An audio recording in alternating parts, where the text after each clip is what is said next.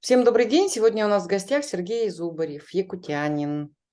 Я думаю, что вы все с ним знакомы. Вот. И сегодня мы бы хотели поговорить о событиях, которые происходят в республике и, ну и вообще в России. Приветствую тебя, Сергей. Добрый день. Добрый день. Всем привет. Ну, кстати, я сразу хочу сказать, что за новостями республиканскими я мало слежу. Так, поскольку, потому что, ну, так получилось.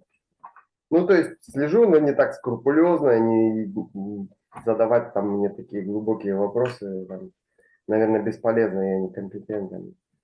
Мгм. Понятно, хорошо. Тем более А, уже сколько? Уже 7 лет я живу за пределами страны вообще. И поэтому это будет информация не из первых рук. Но тем не менее, мы же наблюдаем с тобой, да, за тем, что происходит в России, да, и в Якутии. Самый вот первый вопрос, который я тебе бы хотела задать, который мне задают его все, вот, я сама порой даже не знаю, что на него, как можно на него ответить. У меня просто не хватает, не хватает слов, да. Что должно произойти в России, в республике для того, чтобы наконец-то люди, ну, по меньшей мере, отказались от участия в войне с Украиной? Что вообще должно произойти, чтобы люди в войне с Украиной, ну и вообще занялись внутренними проблемами? Вот на данный момент что должно произойти? Ну, это победа Украины должна произойти. Чем быстрее, тем лучше. Нет, Да? подожди, чтобы они отказались от войны с Украиной. А иначе они никак не откажутся. Ну и возможен другой вариант.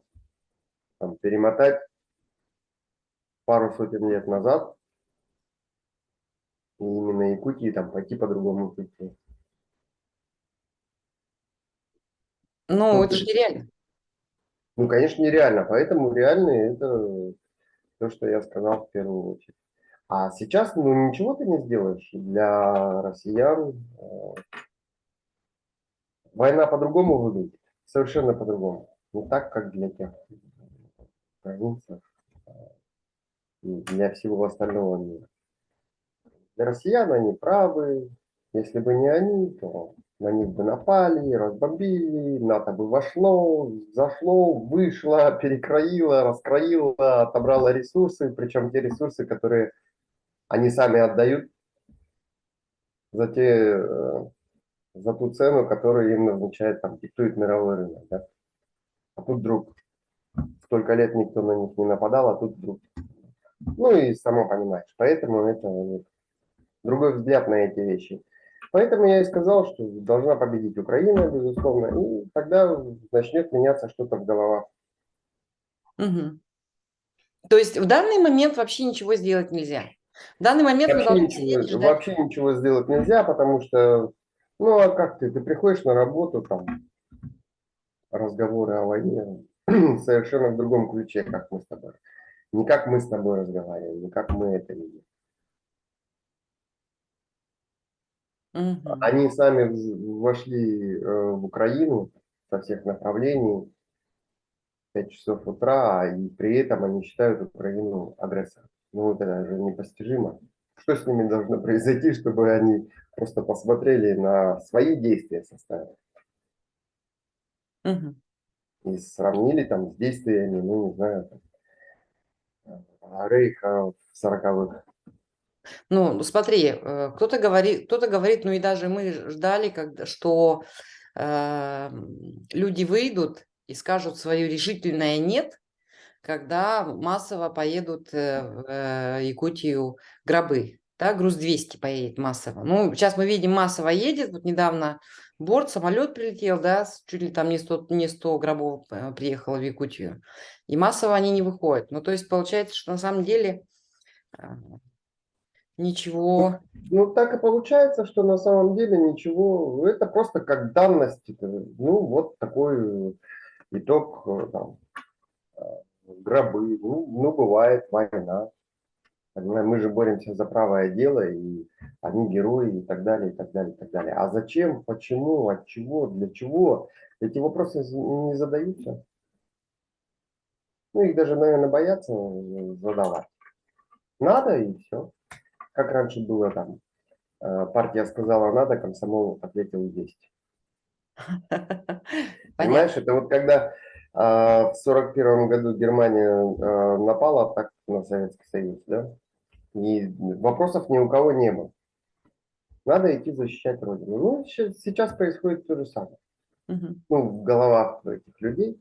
Поэтому для них это нормально. Мгм. Мгм.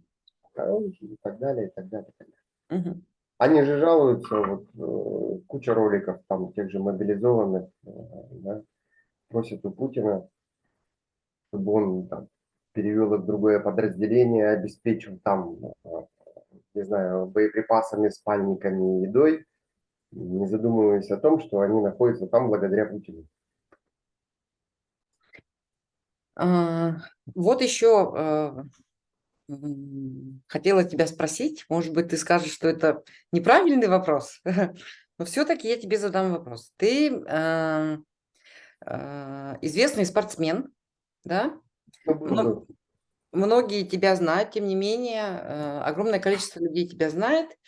Как ты относишься к тому, что, ну, сейчас появились вот одни из последних новостей про ЧВК «Вагнер», что они свои, значит, пункты устанавливают в спортивных комплексах, ну, такие призывные пункты, да, вагнеровские. Ну и вообще, что как-то была новость еще, что там спортсмены, единоборщики толпой пошли тоже на войну, поехали на войну добровольцами.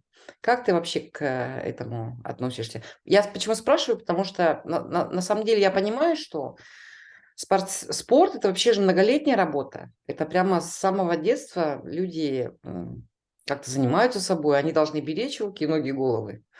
Вот. Почему так с такой легкостью они идут на войну? Ну, когда в спорте берет руки, ноги, голову. Никто никогда Все не равно, но берет. они же с помощью этого зарабатывают. Нет, ну со стороны вагнеровцев это же нормальный маркетинговый ход, да? Потому что там, где собирается большое количество молодежи, активной молодежи, такой, как сказать, заряженной, да, на адреналине, на тестостероне, там любую идею подай ему, она будет подхвачена, а тем более, если более авторитетными товарищами, там, не знаю, тренерами или там мастерами, будет это нормально преподнесено, то ты через несколько занятий просто пойдешь, елки-палки, и вместо спортзала завернешь в вербовочный пункт. Ну, это нормально в этом плане. А как я к этому отношусь? Ну, как я отношусь к войне, как я отношусь вообще к тому, почему люди, наши люди идут воевать. Ну, отвратительно я к этому отношусь. Просто Вагнер нашел эту болевую точку, такое слабое место, откуда можно черпать еще ресурсы. Вот и все. А почему спортсмены туда идут? Ну, это вопрос не ко мне, это к спортсменам, которые туда и пойдут в эти пункты. Что с ними не так?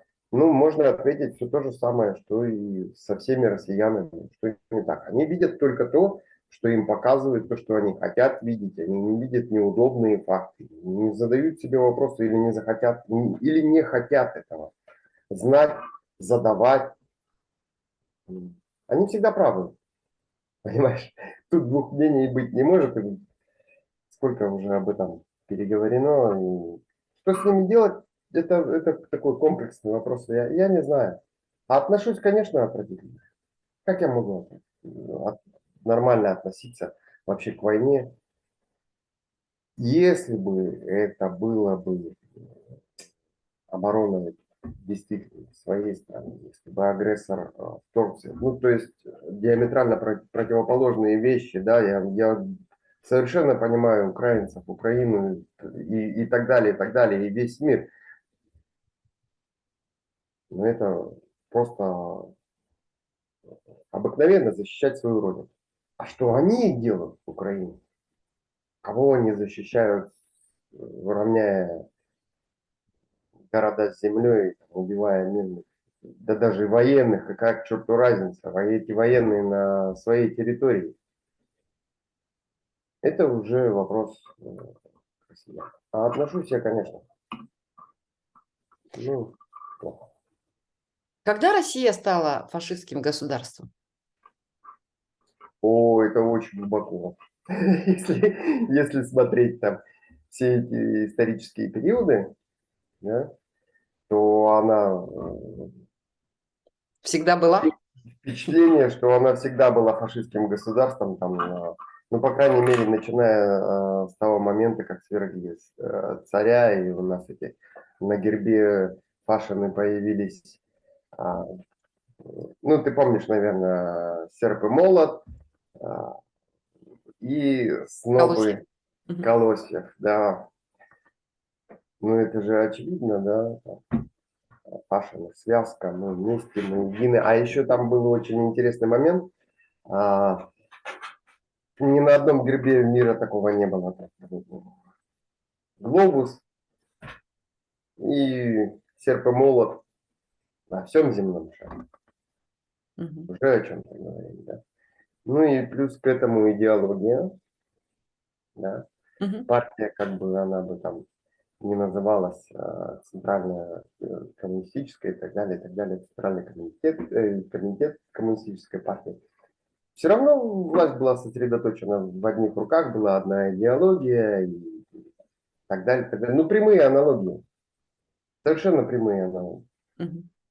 Да, там в 90-х что-то там пытались как-то что-то изменить, но это настолько глубоко сидит уже в нашем человеке, тем более там все вычищено, все прополото, очищено. Ну, колоссальная работа, начиная там с репрессий 20-х, от голодоморов, ГУЛАГов, война. Все лучшие умы были. Осталось что? Ну, скажи мне.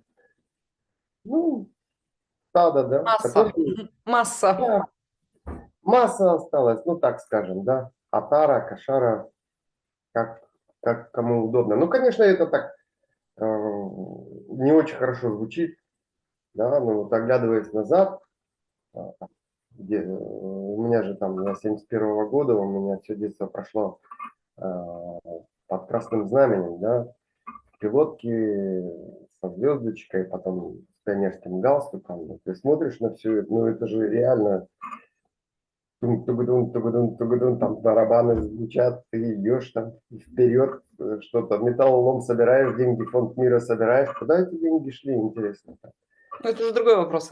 Ну да, да, ну и все. Мгм. Так что ничего не меняется. Как хочешь, это парадокс. Ну, то Это есть, вот это такая загадка российского человека, когда вот куча тропинок разных, там асфальтированная дорога, там еще, а он идет по бурьяну, вот, там натоптал себе такую узенькую тропочку, а там на этой тропочке лежат грабли. Он такой идет, тресь на них, бам, в лоб. Елки-палки, потоптался на месте, отошел чуть-чуть назад, развернулся и обратно пошел. Понимаешь, не выбирает другую дорогу. Пошел обратно, опять бам, и так 10 раз. И вот что ты хочешь, что хочешь с ним и делай, все равно собака будет ходить по той же тропке и теми же граблями по лбу получать. И кричать, блин, все вон те, которые по другим дорогам идут. Это они мне грабли постоянно подкладывают. мгм. Ничего не сделаешь с ними. Ну, и смешно, и горько. Эм, Хотела еще спросить по поводу, кстати, вывесок. Помнишь, да, вот новость, одна из последних новостей была. штрафа, значит, в сети магазинов автозапчастей «Регион 14» за то, что у них вот не было вывески на якутском языке. Ну, как бы, да, закон вообще существует от 92 года, я тебе скажу, вот, о том, что у Мгм. нас, в общем, два государственных языка, русский и якутский, и все вывески на всех абсолютно всех предприятиях должны быть на двух языках. А вот их сейчас вот оштрафовали. Долго ждали. Мгм. Я не знаю, что ответить. Как, с одной стороны, можно сказать, закон суров, но это закон, да. А с другой стороны, можно сказать, а почему власти все время закрывали глаза на это, да, а тут вдруг об этом вспомнили. Но ведь вывеска только на русском языке не только у них. Да, наверняка там у многих учреждений и так далее, и так далее, и так далее. Ну, не знаю. Просто еще один там, еще одна возможность получить какие-то деньги населения. Ну, там, предприниматель не обращал на это внимания, а написал только на одном языке. Ну, кстати, наверное, можно штрафовать и тех людей, у которых написано это только на якутском, а на русском не написано. Понимаешь, они же тоже под это попадают, да? Ну, поэтому это, наверное, просто так сбор средств невнимательного населения, который там, не копался в законах 92 года и появится. Мгм. Еще хотела тебя спросить. Ну, ты хотя уже сказал, что ты особо не следишь за новостями, но тем не менее, да, вот у меня такой вопрос. Почему так много криминальных, ну, вообще очень плохих новостей в республике? Вот как не откроешь какой-нибудь новостной паблик, то вот один криминал, мошенники, убийцы, там какие-то воры, аварии, там еще что-то. Почему так много? Особенно в последнее время, я тебе скажу. Это нормально. Ну, как бы это ни звучало, да, смешно или там. На самом деле это нормально. Социальный уровень падает, криминальный уровень растет. Так было всегда, во все времена. Так что ничего страшного из этого. Россия проходила не один раз. Ну, то есть ты хочешь сказать, что будет еще хуже? Я не знаю, будет ли хуже, но наверняка будет.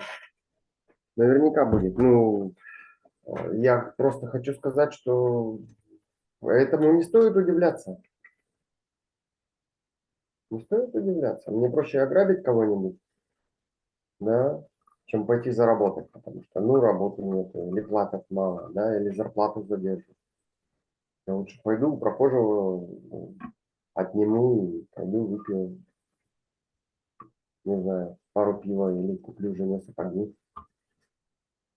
Мгм. Нормально, там, перелезть через забор и вытащить со склада там, пару мешков муки, потому что на эти пару мешков муки я буду очень долго работать, и не так, что работодатель мне заплатит деньги. И поэтому экономичный активизируется. Обычные люди уже думают, как с прохожего снять шапку. Да? Ну, там, я образно говорю, образно, я вспоминаю там 90-е, начало 90-х, когда там такой вот студенты шапки снимали, там, мороз там, и так далее. Ну, не потому, что студенты такие плохие, а потому что, ну, выбора нет. Проще снять шапку, продать ее и купить себе что-то. Ну как нет выбора? Есть же выбор, можно же власть поменять. Конечно, есть выбор. Это у нас с тобой есть выбор. А у них совершенно другая голова, другие мысли. Я думаю, у них выбора нет. Если бы у них был выбор, да, то они бы, наверное, выбрали то, что лучше. А почему народ так устроен, что выбирает все время как хуже, да? Это как Вова Путин. Знаешь, так уникальный человек, дай бог ему не здоровья, да? Уникальный человек, который из всех возможных вариантов выбирает самый худший, делает его очень и еще хуже его делать. Это супер. Это уникальная способность. И вот это, вот, наверное, так как эпидемия распространяется по всем регионам, по всем уголкам российским, понимаешь. Ну, все же оттуда идет. Ты же сам говорил, что а, лучшие умы были как бы, да, истреблены, Ну да, уничтожены. да. Мгм. Ну, это же Отрицательным образом. очевидно, что необразованными и так далее, и так далее, и так далее. Легче управлять, это не я сказал, не я придумал. Мгм. И это действительно так. Мгм. Ну вот, кстати, да, о том, что непонятно, что у них в голове происходит. Как можно объяснить отсутствие эмпатии, допустим, к украинцам, да, к тем жителям, которые погибают, детям, женщинам, беременным даже, да, отсутствие, да, всякой жалости и чрезмерная там любовь к животным, к собакам, например, там, да, которые проявляют россияне, Ну, якутяне, в видишь, частности. им, Как это вообще может в голове уживаться? ну, я же говорю, что для них-то это все с другой стороны. Для них украинцы там нацисты, националисты, и фашисты, понимаешь? Поэтому у них к ним никакой эмпатии нет. Если посмотреть там высказывание Красовского, там волосы дыбом стоят. Ну, это же придурок. Ну, мягко так, можно сказать, да. Ну и так для наших, а когда они все это видят, слышат, и когда их этим накачивают, прокачивают, ты можешь не смотреть телевизор, придешь на работу, тебе расскажут, покажут и объяснят, кто есть кто и так далее. Поэтому э, бездомную собачку я подберу, там вычешу, свожу к ветеринару, а нацисты пусть сдохнут. Ну, А вот как ты так. отнесся к новости о том, что трибунал в Гааге выдал ордер на арест Путина? Ну, как я мог отнести? Замечательно отнесся и замечательно отношусь. Но единственный вопрос, да, у меня был такой внутри себя. Что так долго-то? Это надо было делать сразу в первые дни войны. Вообще, просто. Первые дни войны. Ну, просто, наверное, не было такой доказательной базы, и им нужно было дождаться там Мариуполя, Бучи и там куча других военных преступлений, там высылка детей. Но это, я думаю, того, блин, не стоило. Сразу, ну, потому что, ну, это же преступник. Совсем так. Еще хотела задать такой вопрос.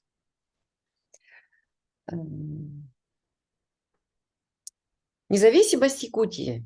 Ты за или ты против? Ну, сейчас, потому что споры идут, да, между а, национальными движениями и русскими либералами, да, так скажем. Вот. Одни, те говорят, вторые говорят, что, ну, как бы русские либералы говорят о том, что мы не сможем одни, попадем сразу же под влияние Китая, и, в общем, и будем жить вообще плохо, и бедно. Вот, и гражданская война нас ждет, значит, внутри республик. Вот, а мы же, наоборот, говорим о том, что, ну, как бы, нам, да, нам нужен шанс, да, нам нужно дать шанс для того, чтобы мы, как бы, Научиться думать своей головой. Научиться думать своей головой. Самим принимать решения, самим так определять. независимость или нет? Независимость или нет? Ну, конечно, независимость. И если эти либералы говорят о том, что они не смогут, они не смогут без таких регионов, там, Якутия и остальные, то они правы. Ну, очевидно, Москва навряд ли сможет нормально, да? Качать ресурсы они откуда будут. Поэтому они боятся, что республики все побегут в разные стороны. И поэтому они будут об этом говорить. Поэтому будут пытаться как-то этот вопрос. А это такой отличный, мощный шанс для того, чтобы республика вышла и к черту из-под влияния Российской Федерации, да, научилась Пусть будет что угодно, но пройдет время, и она сама будет распоряжаться, сама будет принимать решения, и она уже сама решит, кем ей дальше быть. С Москвой, с Китаем, с Японией, с Америкой. Неважно, лишь бы в Якутии все было хорошо. Вот и все. А когда этот паразит, знаешь, паразит кто такой? Ну, человек, который, ну, человек, человек не человек, да, тот, который живет за счет другого. Ничего не делает, а просто молча, тихо, мирно, улыбаясь, э, питается тем, что сосет, да, кровь или там другие пищевые составляющие, да. Ну вот то же самое, это же паразит, просто паразит, от него нужно избавляться. А там про грабли мы уже же говорили, да, и там те, кто говорит, что республика не справится, они... Откуда вы знаете, да?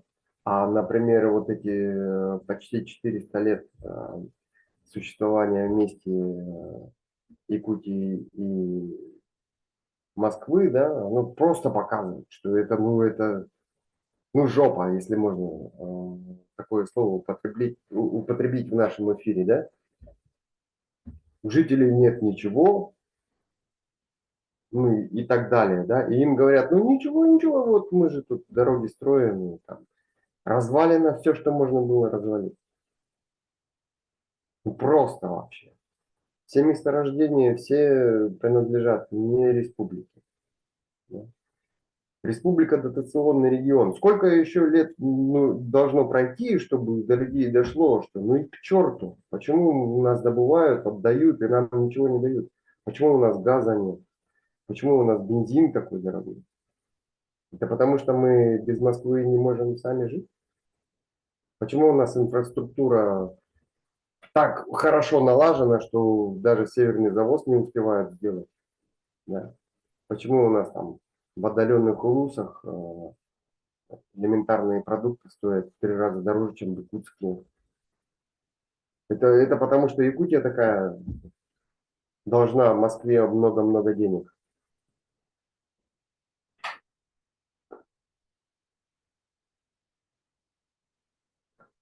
Ну и поэтому вопрос очевиден. Просто нужно бежать от нее подальше, подальше и по периметру колючую проволоку ставить. И первые 10-20 лет, чтобы никто туда, оттуда внутрь республики не пролазил. Ну, это, конечно, так, я утрированно говорю, но на самом деле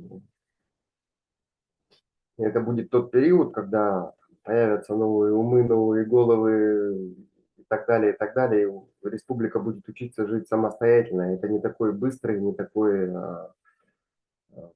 как сказать, счастливый процесс через тернии к звездам. Но его нужно пройти. А иначе никак. До тех пор, пока будет сидеть на шее дядька и поворачивать голову и говорить, иди туда, иди сюда, а вот это то, что ты поднял, дай мне, это так и будет продолжаться. Так и будет продолжаться, и каждый год будут ремонтировать проспект Ленина в городе Якутске. Вот, и каждый год бараки будут затоплены, и будем бороться с бедностью. И помогать малообеспеченным семьям. Ну, серьезно. Вот и все. Так что коммунальные сборы увеличатся, если не уйдут от Москвы. Да. Это очевидно. Очевидно, и бензин еще раз подрастет. Да, и на паромных переправах еще одна очередь добавится. Ну, Ой, потому про что в мост. военное время надо потерпеть и так далее, и тому подобное, и денег нет, а вы держитесь. Ну, это же, это просто Якутии надо посмотреть назад Историю. на всю историю, на весь этот период, а особенно покопаться в том периоде, когда Якутия добровольно вошла в состав Российской Федерации. Ну, Империи. так Империи. добровольно можно взять в кавычки, да, и посмотреть, когда эта терминология в каких годах появилась, да, там, как это раньше называлось во всех отчетах пришлых людей, которые ИСАКи собирали, да. Ну, тогда, может быть, что-нибудь начнет потихоньку там как-то пазл складываться. Мгм. Может быть, вокруг, в окно посмотреть. Мгм. Мгм. И все. Я Посмотреть, хочу... как Тикси выглядит. Мирный. Мирный? Ну, как Тикси выглядит, как Мирный выглядит. Посмотреть за все эти годы, как это все расстроилось, как это расцвело пышным цветом и что там происходит у тебя на Вилюйском переулке, когда выезжаешь за город, и из-за дыма ни хрена, ни черта не видно. Ну, может быть, вот на это посмотреть, спросить, где деньги, ёпт, почему мы должны в Москве колоссальное количество денег, при том, что у нас то. Ну, я говорю банальные вещи, очевидные, и поэтому однозначно уходить и жить самостоятельно. Это трудный, но э, реальный путь. Реальный. Другой вопрос, что как это будет получено, как это будет реализовано, потому что там, ну, трудно будет, Мы но надо, справимся. ну, если ты так говоришь, я уверен, более чем я уверен, что мы справимся. Хорошо. Я хотела задать тебе последний вопрос. Планируешь ли ты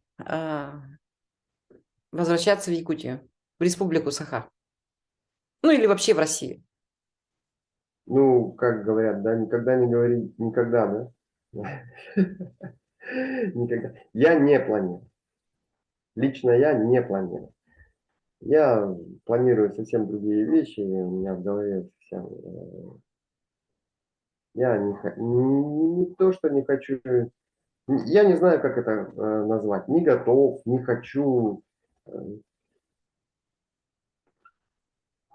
Может быть, мне просто хватило моих 45 лет жизни в России. Хочется посмотреть другие страны, где-то в другом месте пожить. Нет, не хочу, не планирую. Скажем Мгм. так, не планирую. Мгм. Если я Хорошо, скажу, никогда не приеду, то это вряд ли получится, поэтому не планирую. хорошо, хорошо. Спасибо тебе большое за разговор. Я надеюсь, это наша с тобой не последняя встреча в эфире. Вот. Хорошо. Вам спасибо. Всем Спасибо. здоровья, любви, удачи. Хорошо, спасибо.